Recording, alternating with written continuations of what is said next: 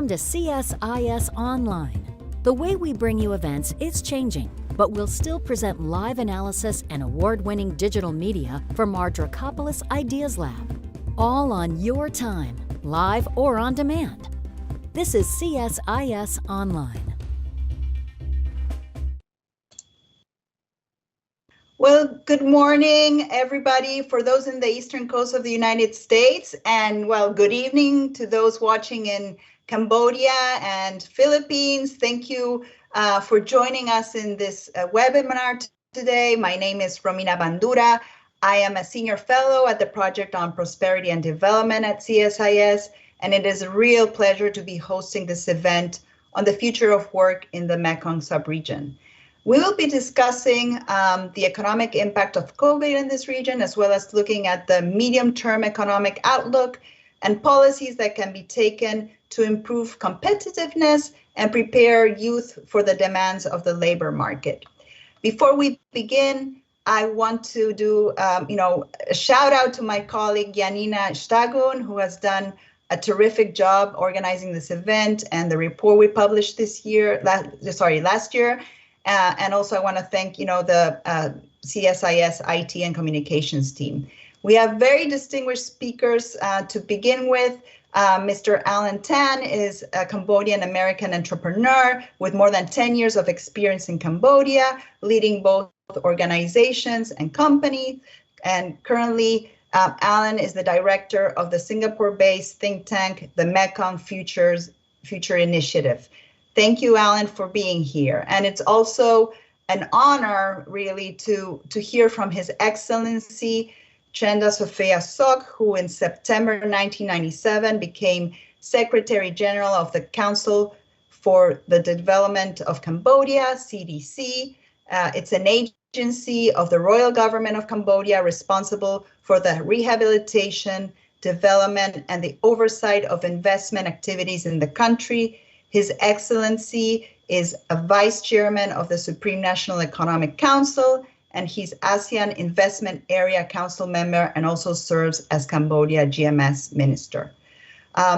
Before I turn to His Excellency, Alan, I know you wanted to give some introductory remarks, so I give the floor to you. Thank you so much, Romina, much appreciated. And good morning, everyone. It's my honor to be here with such an outstanding group of panelists. His Excellency Sok Chenda Sopia, Minister attached to the Prime Minister, Kingdom of Cambodia. Mr. Bart Edis, Senior Associate at CSIS. Ms. Gloria Steele, Chief Operation Officer at CARE USA, but someone who I remember very kindly during our bilateral meetings with Cambodia when she was Deputy Assistant Administrator at USAID. Mr. Ramesh Subramaniam, Director General, Southeast Asia Department at the Asian Development Bank, and of course our wonderful moderator, Ms. Romina Bandura. It was right before the pandemic when CSIS and the Mekong Future Initiative first met to discuss this project together. While so many aspects of our lives have changed since then, the fundamental questions regarding the future of work remain the same. What will employment look like in an increasingly digital economy with automation and onshoring challenging the idea that inexpensive, unskilled labor is required for producing consumer goods? How should countries like Cambodia position their educational institutions and industrial frameworks to support rapid changes that may be required? We are excited to be a part of this discussion and excited to be with you today. For those who've not had the pleasure to meet us, we're the Mekong Future Initiative, is a non-governmental organization governed by a board of entrepreneurs, institutional executives, and regional experts. We pursue original research and analysis that can assist policymakers and investors to understand the issues affecting youth of the Mekong region, guided by the principle that prosperity grows from mutual understanding. We would like to take this opportunity to thank the Center for Strategic and International Studies for your kind cooperation, and in particular, Daniel Rudd, Romina Bandura, and Yanita Staghorn for your hard work on this study. I also want to reiterate our deep thanks and appreciation to all the panelists here today, and in particular to His Excellency Sok Chenda, who has made the time to join us despite the time difference in Cambodia and his exceptionally busy schedule. For those who may not be familiar, the Kingdom is launching a new law and investment thanks to his relentless efforts, and we know this is a very busy and important time. Thank you all for the opportunity to be here today.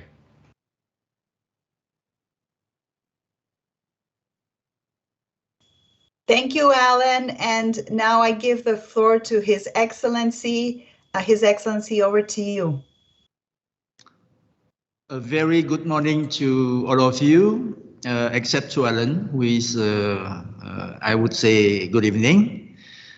Again, I would start by thank you very sincerely for inviting me to join this discussion. At the outset, I wish to congratulate all the people who has contributed to this document, living here and having worked extensively for the GMS Corporation. I can tell you that it is a document of high quality. Although I managed to find some minor things, but all in all, it can be considered as a document. You can use it as a reference for researchers later on.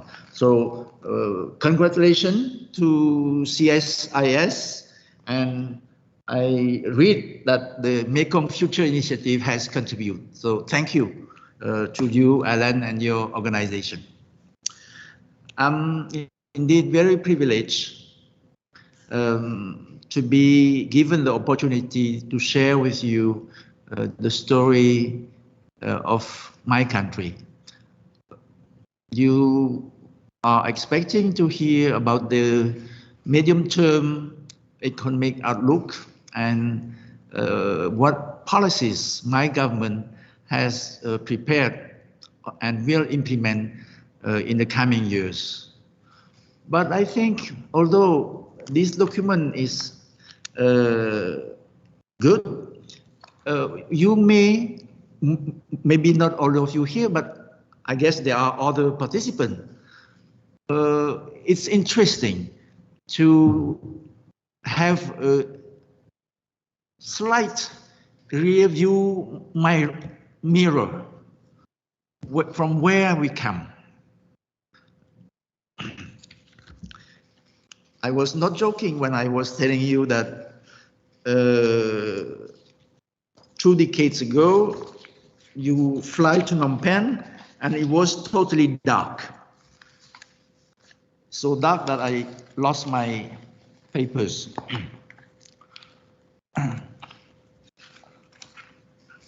Sorry.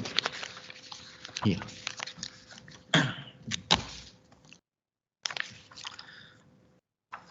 I would not flood you with the classic data, but some key indicators that sometimes people overlook. But we are talking about economy, but we have to think, and it's your job, you are thinking also about people. Your work on this very project is about on work of people.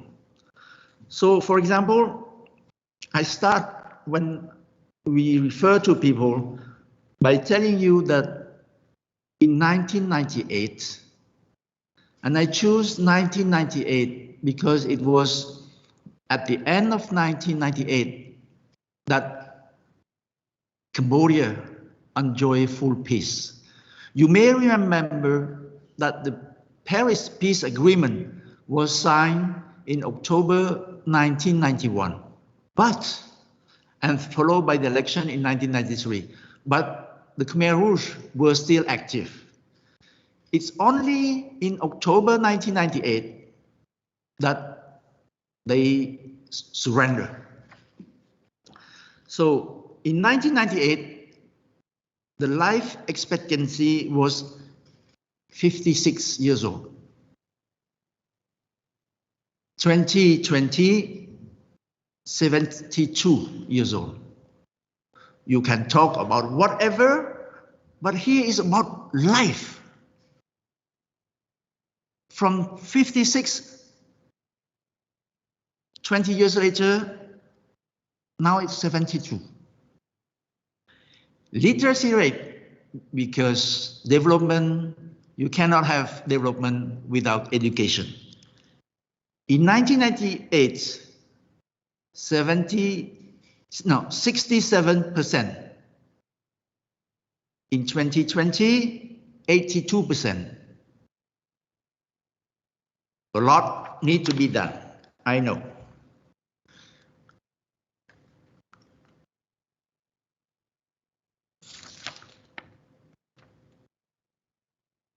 GDP per capita. In year 2000, $288. And in 2020, 1,683. So I don't want to flood you with figures, but to tell you that we start from ground zero, literally.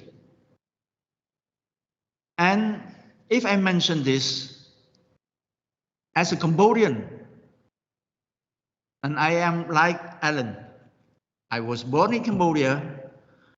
I was lucky because I was sent abroad to study abroad. A few months later, the Khmer Rouge took over in Phnom Penh. So I didn't live under the Khmer Rouge. For 3-4 years, it was horrible. Then you have to rebuild the country. And when we Cambodians are talking about peace dividend, we know what does that mean. When a few weeks ago, we watched CNN as you, and we saw what was happening in Kabul. You were thinking, many people were thinking about Saigon, but Alan and me, it was exactly the same thing in Phnom Penh on 17 April 1975. So I just took a bit of your time to tell you everything that has been done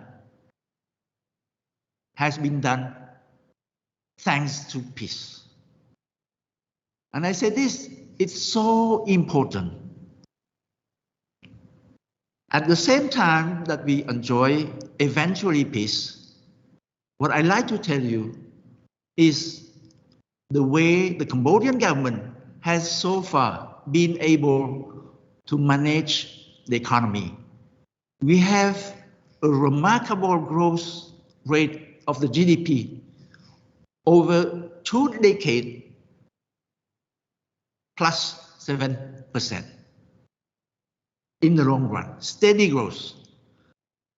In addition to this, coupled with this very low inflation, less than 5% per year, sometimes it goes down to 2-3%. This macroeconomic success is also what we wish to share with you, because it has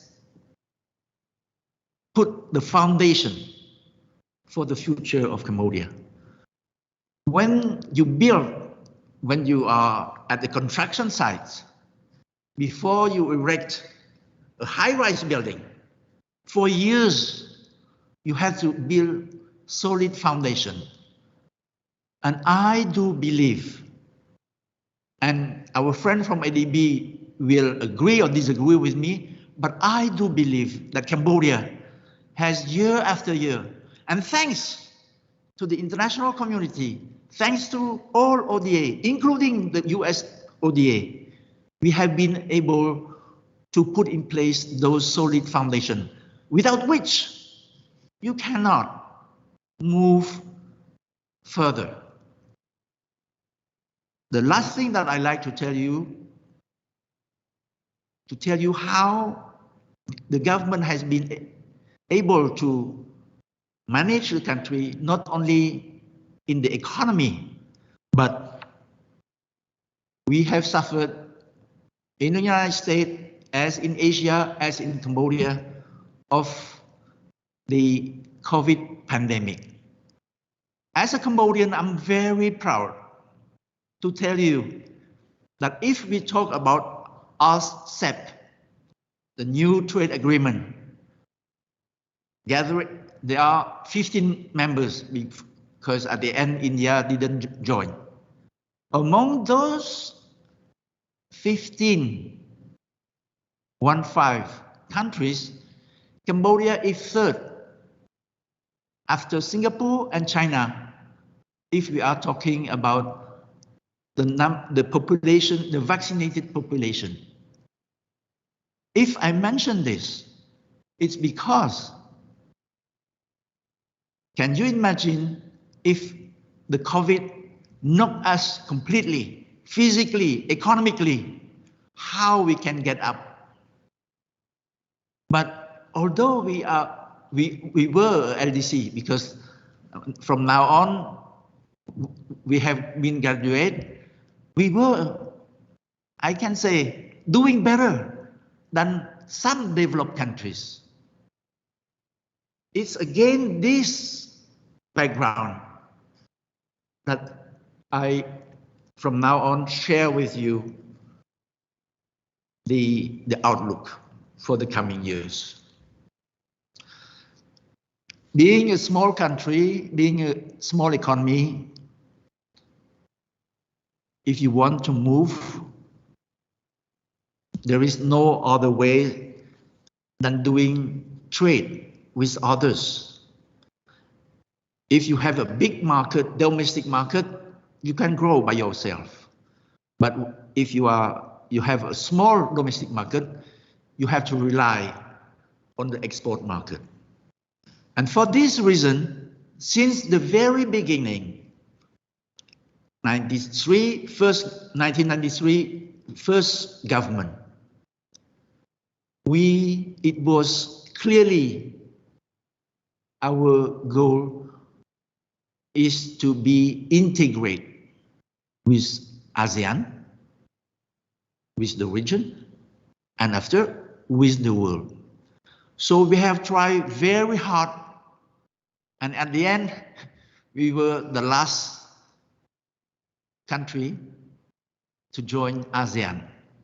Eventually, we became the 10th member of ASEAN in 1999. Soon after, we worked hard, and I was part of the negotiation team. We worked hard to join WTO. One information to tell you how Cambodia has been reforming its economy and its structure of the government. You may think that it was a socialist or communist country, but it took us only 3 years to be accepted as a WTO member in 2004. Some countries in the region, I would not name, they start before us negotiation and they finish after us. I mention this because when we before leaving Phnom Penh for the first working party in Geneva, the Prime Minister told us, guys, go ahead, do what you can do. So we were back. If I tell you this, is how the leader himself, the Prime Minister himself, believe in open economy, in free trade, in multilateralism. Not now. Now we are talking multilateralism against protectionism. In 2003, we went there, we opened our doors we want to join the global community, and we were accepted in a very short period of time. I mention this because our action, our policies in the coming years are all guided by this wish to join the regional and global value chain.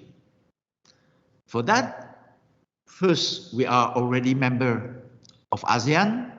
We have the ASEAN market, but then we have negotiated with the first FTA, bilateral FTA with China. And 2 days ago, the Senate has ratified it. We will sign next month in October the second FTA. The first one is with China, and the second will be with the Republic of Korea. Third, we are signatory of RCEP, and again, 2 days ago, RCEP has been adopted by the Senate, so it will be ratified soon in Cambodia. Those free trade agreements, bilateral, multilateral, are what we were aiming at to push for diversification, for structural reform, as it was the case for WTO. I tell you frankly, Alan know him well, my colleague from Commerce, Soksipana, myself, we were called the pair of sock, and we were against the general mood. Civil servants tend to think national interests, but we took WTO, personally, we took it as a golden opportunity to reform. Without that, no way to reform.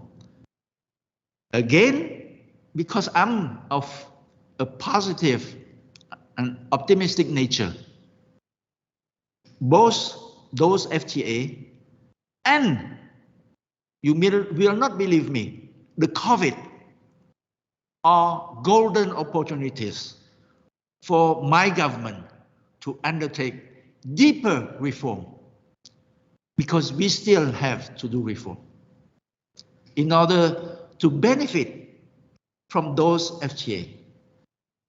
So I can list, we have plenty of documents. I will not flood you, but in your own document, if we are about to grasp the benefit from those FTA, infrastructure, connectivity are key. I put first thing first. What can you do without infrastructure? It was not a joke when I was mentioning about electricity. One figure to tell you.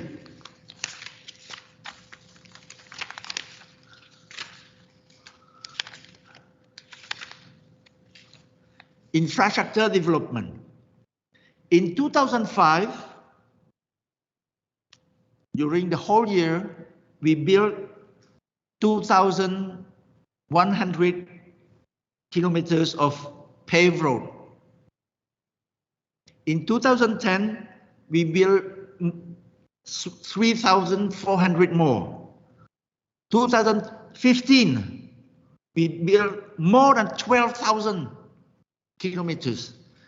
In 2019, we built 9,000 kilometers.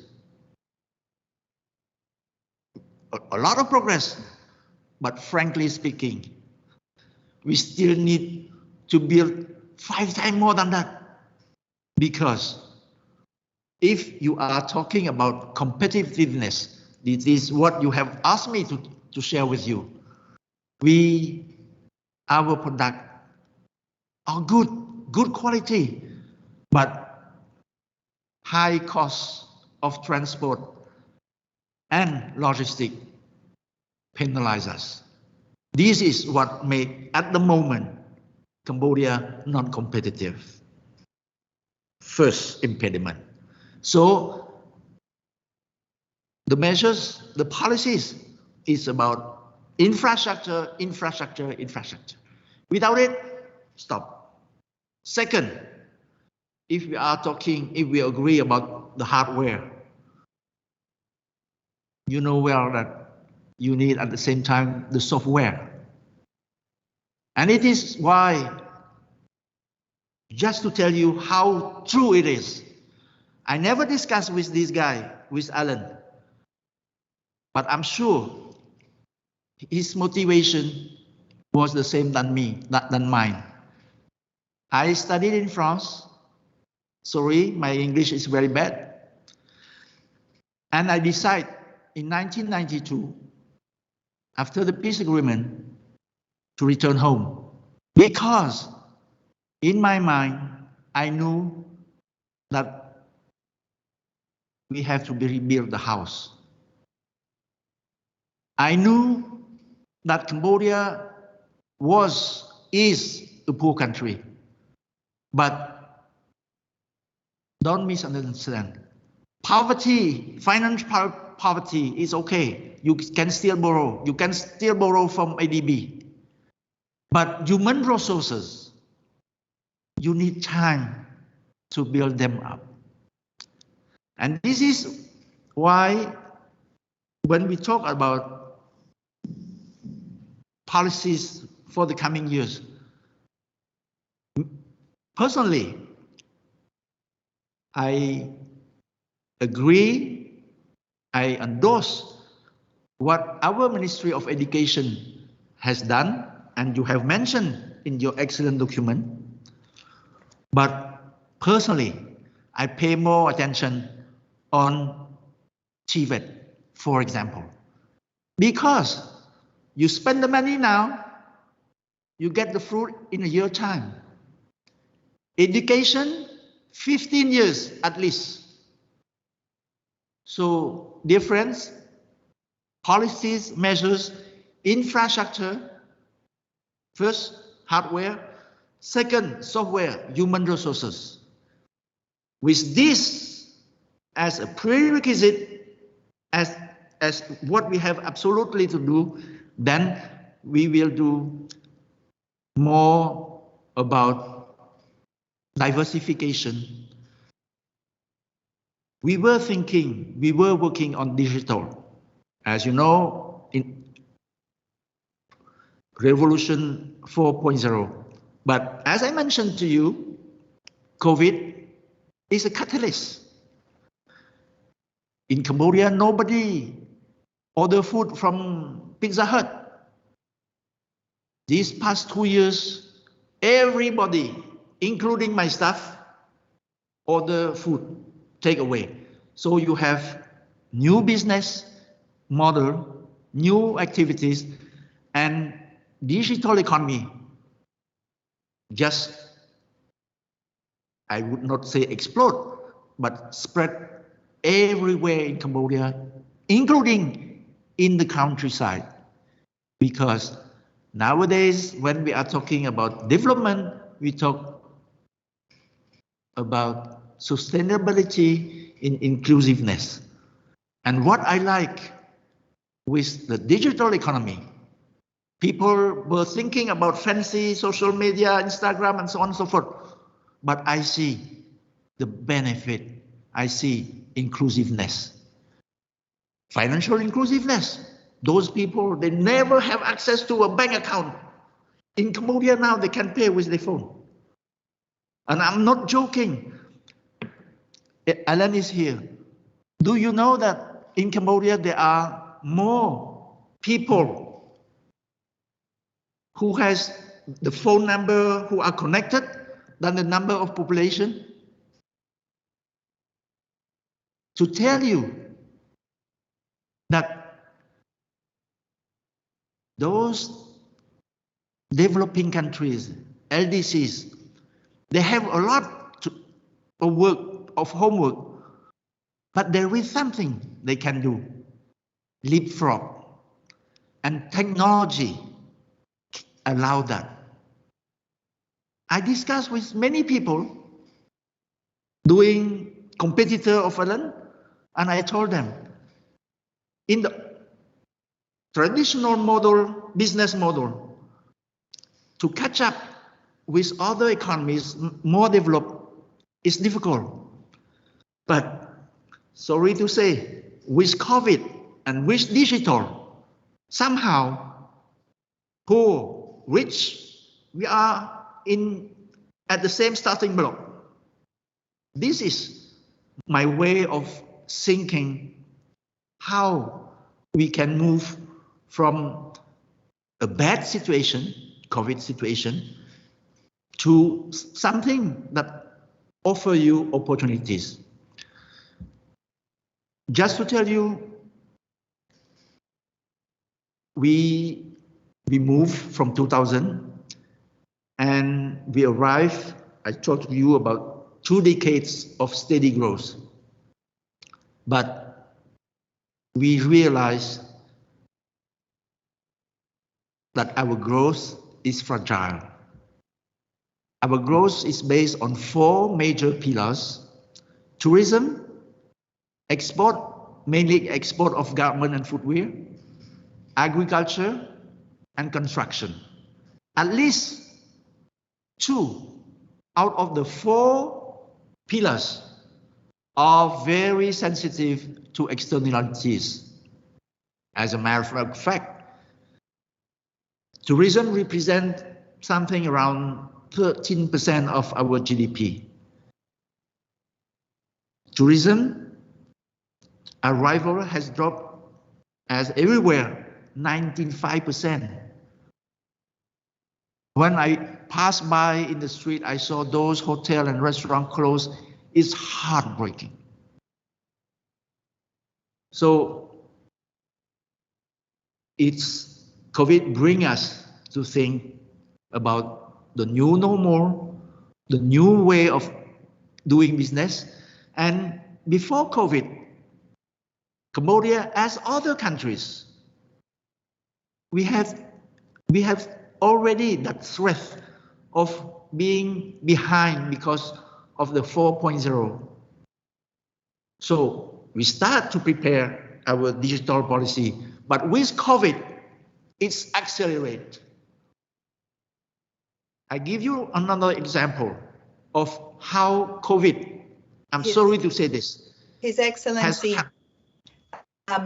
can we finish the example, and then we're eager to start the conversation with the other panelists. So I'm sorry to interrupt you, but yeah, we don't have a lot of last time word. left. Okay, last word.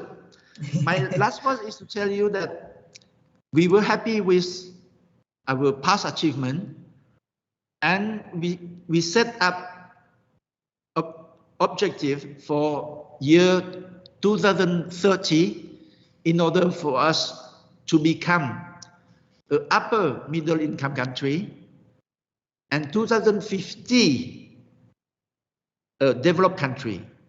This was what we have set up, but COVID has destroyed everything. We were on the right direction,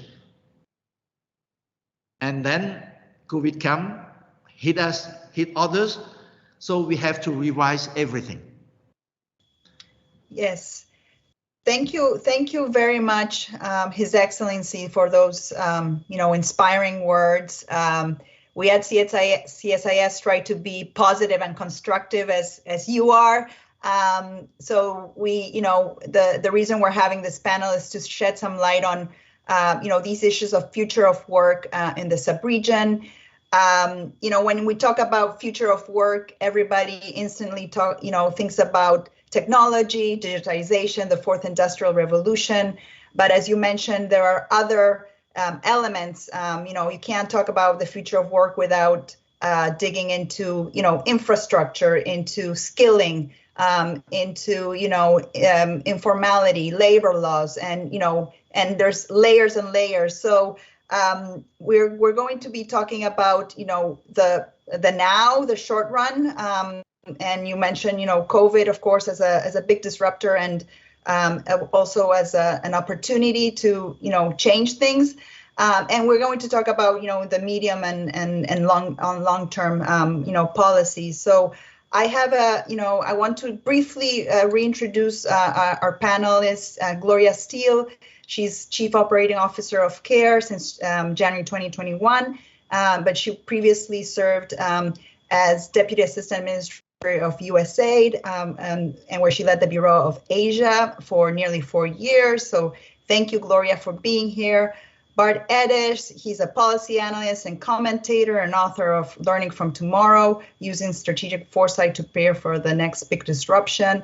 Bart focuses on developing Asian economies, international development, and innovation. He was 20 years in the ADB, in the Asian Development Bank, and most recently he served as the ADB's North American representative. And then we have Ramesh Subramanian. He is at the Asian Development Bank, more than 24 years experience there across 25 countries. So welcome, Ramesh, welcome, Bart, and welcome, Gloria, to this conversation. So let me kick it off with the short run. When we published this report, it was during COVID. I want to hear from you what, a lot of people have focused on, vaccination efforts, health impacts. What have been the short-term economic impacts of COVID, and how has COVID affected the labor market in the sub-region? If you could just, maybe I can start with Ramesh. Thanks very much, Romina. His Excellency Sokchanda gave a fantastic overview. He covered Cambodia, but he also picked up on the importance of regional cooperation. I'll just mention 3 points, Romina. First, effect on poverty. That's something, poverty and inequality, that's something we have to look at. If we consider ASEAN as a whole, and if we are looking at particularly the ratio of extreme poor, this is people living at $1.9 and below, that number, unfortunately, will go up by 40%. That is to 5.4 million people.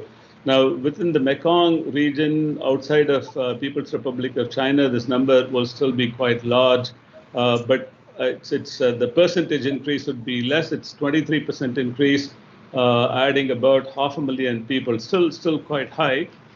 Second is on, if you look at jobs, recent work that we have done, recent work that ILO has done, shows that working hours equivalent to 7.7 million full-time jobs have been lost in the Mekong region in 2020, and this is unfortunately continuing. And the third is learning outcomes. And learning outcomes, it's typically measured as learning adjusted years of schooling.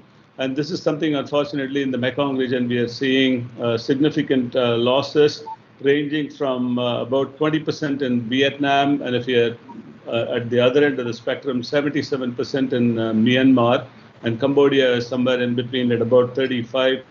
So all these three are going to be important. Now, another point, actually, His Excellency mentioned, you also pointed out at the beginning, Romina, is on migration and remittances. This is something the region has done very, very well. Total remittances to the region were in the range of about close to $30 billion. And it's been affected, if you look at Cambodia, for instance, about 17% decline. In Laos, it's about 11%. So this is something we are optimistic will come back, but it is certainly something that we need to work on. Let me pause there, Romina. Thank you, Ramesh. Alan, can you give your take on the effects in the sub-region, and what have governments done in the short run? What social policies, fiscal policies have been enacted to buffer the economy from these shocks?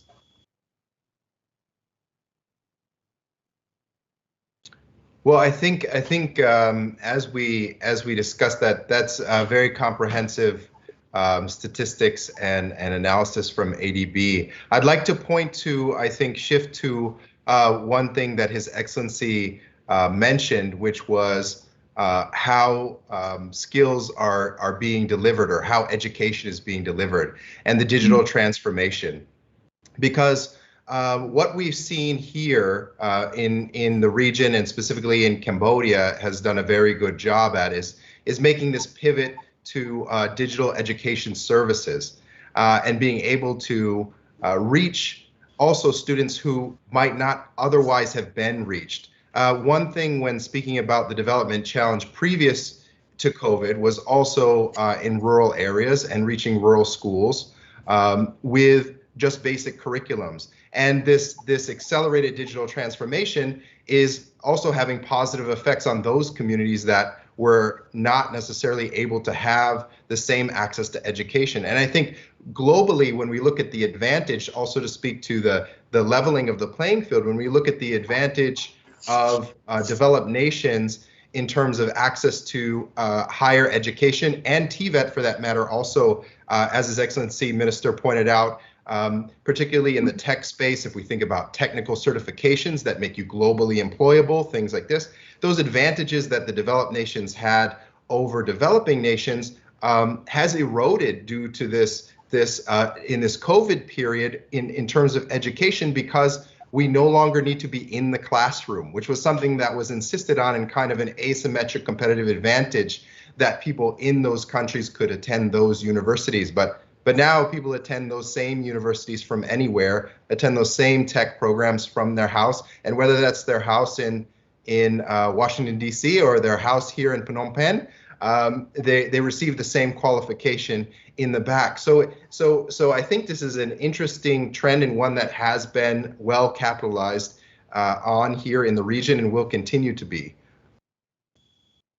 Thank you, Alan. Yeah, I definitely agree that digital education has accelerated, but I also believe there are certain skills such as problem solving, critical thinking, social interaction. I think those things are best taught probably in the classroom than through a camera. I think there are advantages and disadvantages to digitization in the education sector. But I want to shift to His Excellency mentioned and you mentioned this subregion is very young. It's a lot of the population also works in agriculture. We can call it in the informal economy as well. How do you see shifting, and preparing those workers for, the fourth industrial revolution, if you may want to, call it that way. But how do you transition workers into sectors that have higher skills levels? So TVET was mentioned. Maybe I can turn to Bart and Gloria for that question, and of course you can. The rest can jump in. Thank you so much, Romina. Yes, indeed, there are transitions taking place, and COVID has distracted us from some of these underlying trends, even as the pandemic has seen an acceleration of particular digital transition. So e-commerce, for example, as His Excellency mentioned, taking off across the Mekong region, and this highlights some of the changes that we can expect in the labor force in the period ahead. Getting at your question of what can be done, well, speaking in general terms about technical, vocational education and training, some of these systems in the Mekong region need to be upgraded, modernized, improvement of the governance and management systems of those. I think we're going to have to see more enterprise experience in the training and look beyond the traditional training and education system. So not scrap them, but as we're changing them, also look at other modalities, including, Romina, you cite some risks of the digital and limitations of it. At the same time, it's a part of our lives. So we're going to be using digital platforms. We're going to be using mobile platforms to convey insights to help develop skills, including some of the softer skills that you mentioned. This is a changing space across Mekong, the Mekong subregion, and so in areas where you've seen the economy grow, think of garments and footwear in some countries, electronics, components, and parts. These are all important parts of the current equation. The last thought I'd leave you with is all of these areas are going to be challenged by automation. So the technological developments we see around us, including in the Mekong region, are going to change the face of the job market, and the education and training systems have to keep pace, be more adaptive and agile, and indeed have a digital component, and one that better understands and connects with changing labor realities and the demand in the labor in the business community for employees. Thank you, Bart. Gloria, I wanted to, ask you to, comment on this issue of how do we bring, vulnerable groups, especially, women and migrants into, this new era of digital education, and how do we improve their working conditions? I know you've worked a lot on these issues, so I give the floor to you.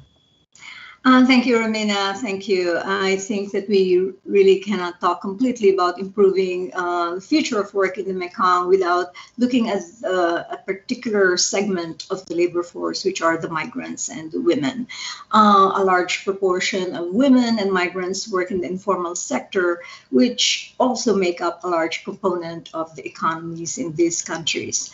Unfortunately, the informal sector is unregulated, and for many, they do not protect labor rights. So we see workers receiving lower wages than they should be.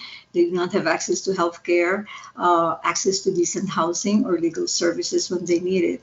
Women in particular are vulnerable to forced labor, human trafficking, and exploitation. I will note that almost half of the migrants in the Mekong are women, the largest being in Thailand at 61% and followed by Laos at 56%. The smallest actually is Myanmar, in 30+% are women among the migrants. So what do? We need to adopt international labor standards. We need to ensure that countries adopt them. And when they do, we need to make sure that they are enforcing them. Programs such as the USAID's Global Labor Program are important in improving working conditions and advancing labor rights. This program, which is implemented in many countries around the world, including in the Mekong, helps to increase the capacity of worker organizations to promote basic human rights, increase their access to justice and to other services. Importantly, they promote gender equality and ensure the rights of vulnerable populations, such as the women and migrants. I would say that an important measure that needs to be taken is to regularize or formalize the informal sector. And I think that will begin to protect the rights of migrants and women. And finally, improving women's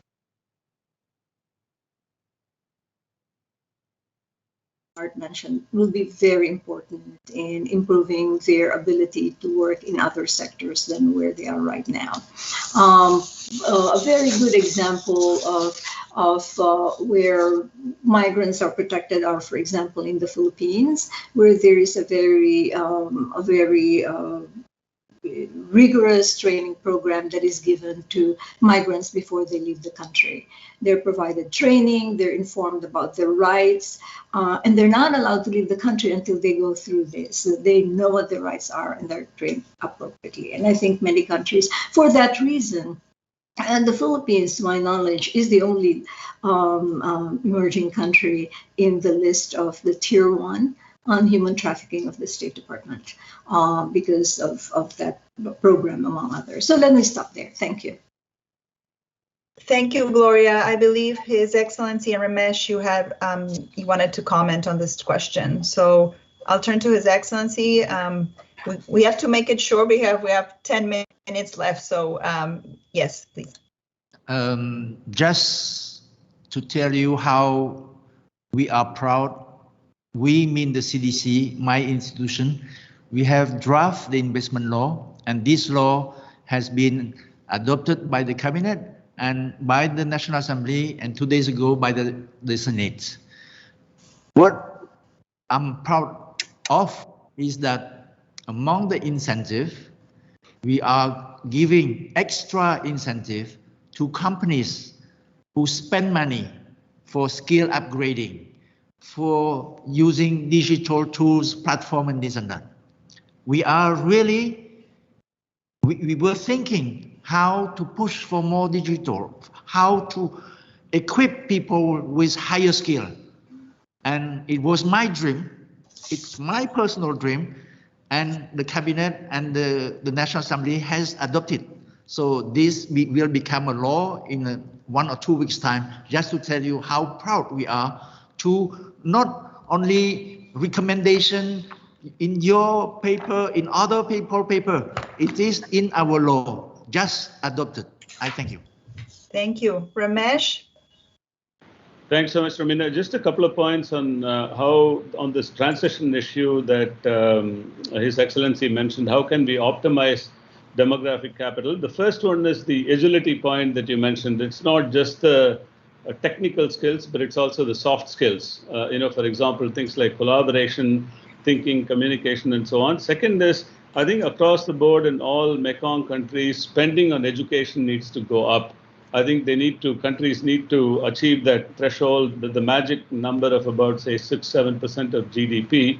And alongside, I think the point that Bart mentioned, investments in things like EdTech need to happen. That's something we all recognize. The third is, again, this is something evident even before the pandemic, and that's of lifelong learning.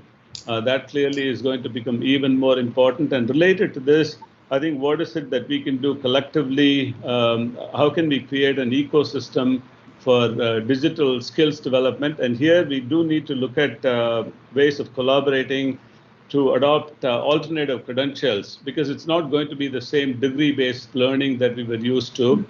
Things like micro-credentials, things like digital badges, industry-recognized certificates, and so on. These can be helping significantly to address the growing demand for upskilling as well as reskilling. Partnership, obviously, with industry, it's going to be very important. This is something we are very happy that Cambodia has been looking at. We've been working with them as part of our TVET programs. And finally, what is also needed in the post-pandemic era is more active labor market programs.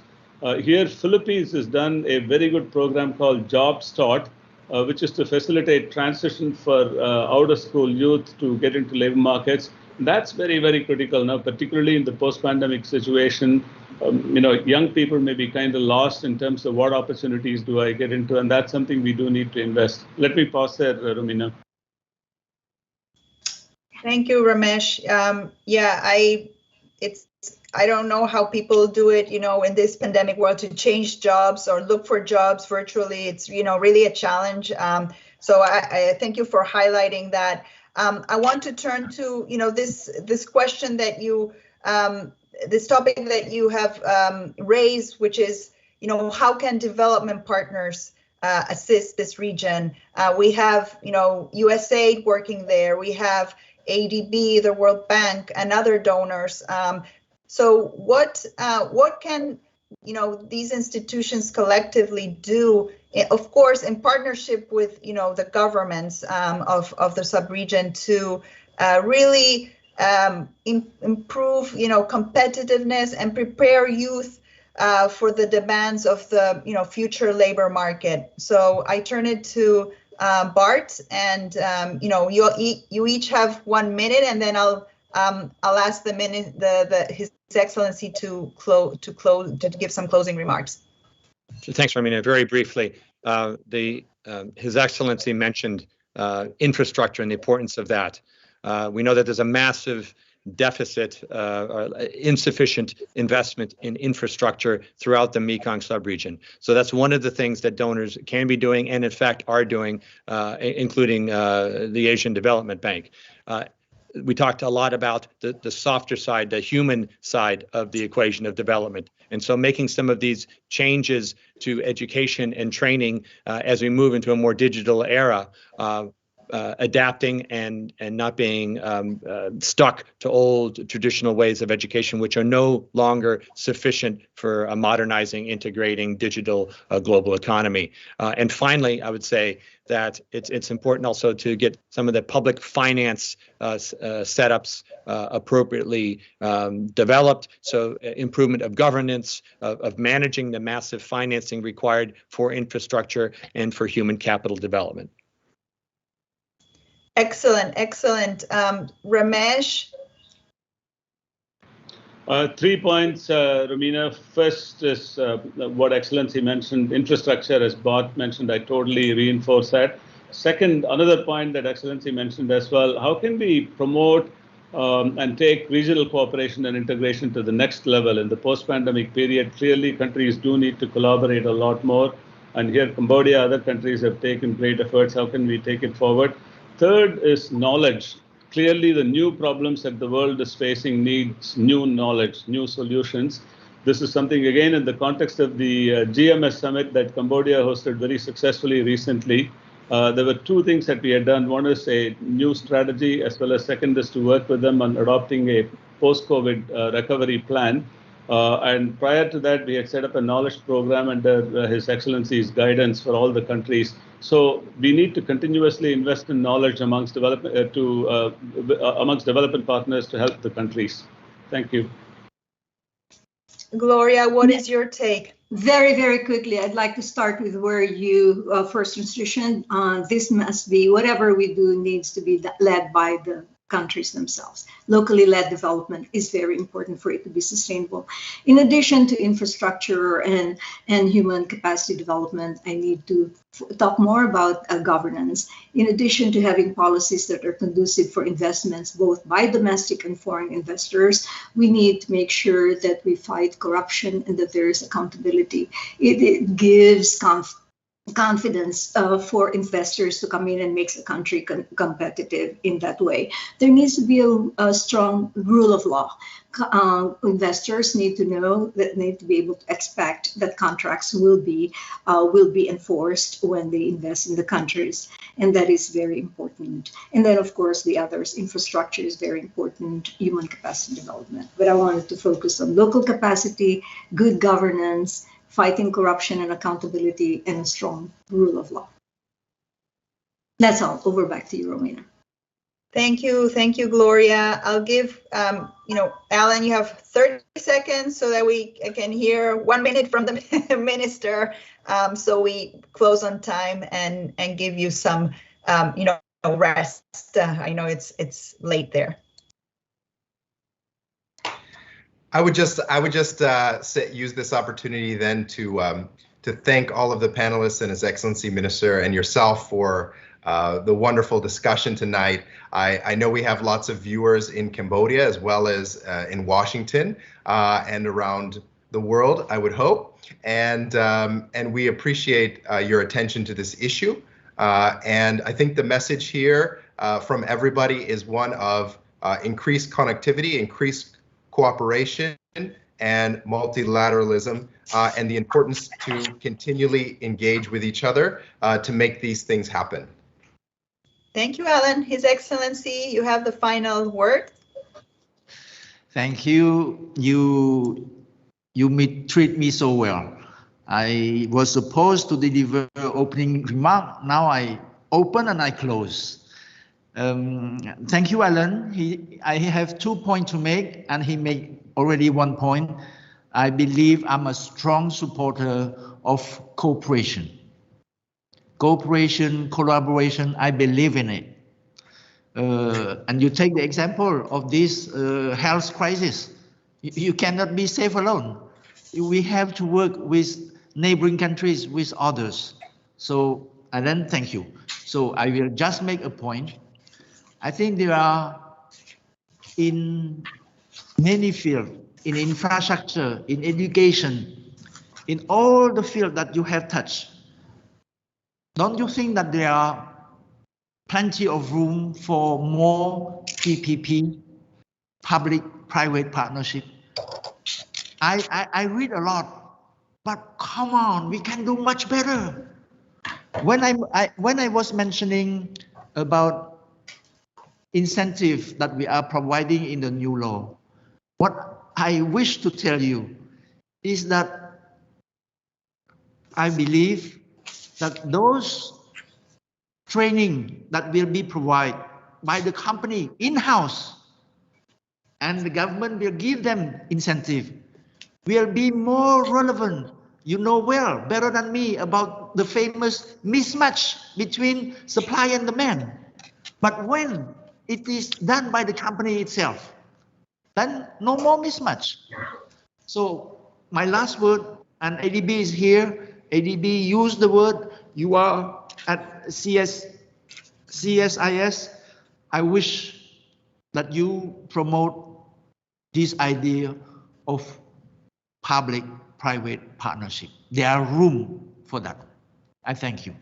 Thank you, His Excellency. That's a very important point. You know, the private sector is the #1 creator of jobs and innovation around the world. Yes, there's always room for PPPs. And so thank you for your, your final thoughts. I want to thank Bart, Ramesh, Alan, and of course, Gloria. Gloria is a friend of CSIS. You all are friends of CSIS, and of course, His Excellency for those inspiring words. And thanks to everybody that is watching us this morning and tonight. And I'll close with that. So good morning and good night. Thank you very much.